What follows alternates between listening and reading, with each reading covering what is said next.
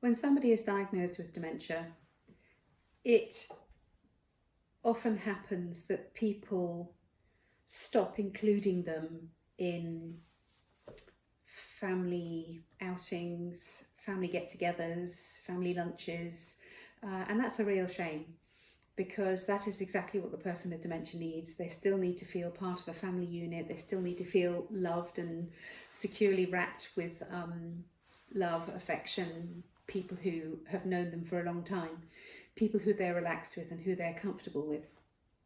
It's very important for them still to feel part of a loving family unit. So please don't stop visiting. Please carry on going to see them, and in fact increase your visits if you can. That would provide a little bit of a break to the family carer, who also need as much support as the person with dementia. So I wanted to talk a little bit about positive emotions, and how you may think, as your person with dementia's memory gets worse, you may think, what is the point in telling them that great Auntie Gladys has passed away, because they won't remember.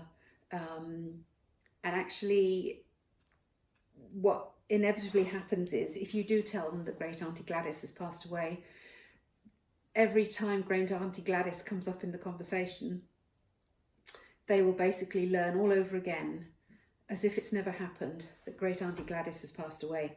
So I remember with my own mum, my sisters and I decided that we would bubble wrap her. And I don't mean that literally. So any bad news, we shielded her from it, because that was the kindest thing. My father had passed away with Parkinson's, and that didn't seem to be something, a year after he'd passed away, didn't seem to be something that she was still upset about. She had sort of grieved and come through that. So the question of my father never came up. But when any of her relatives passed away, or somebody became ill, or somebody got divorced, or somebody's dog died, we generally didn't tell her, because we felt that was the kindest way to manage all of this bad news.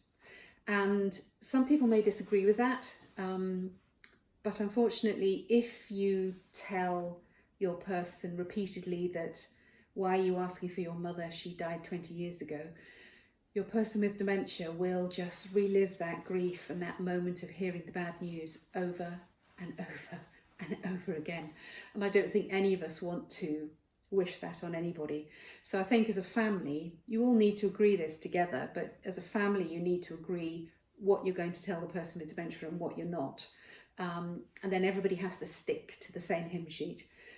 So if we've decided we're not going to talk about somebody's dog has died, then all of us need to not talk about it.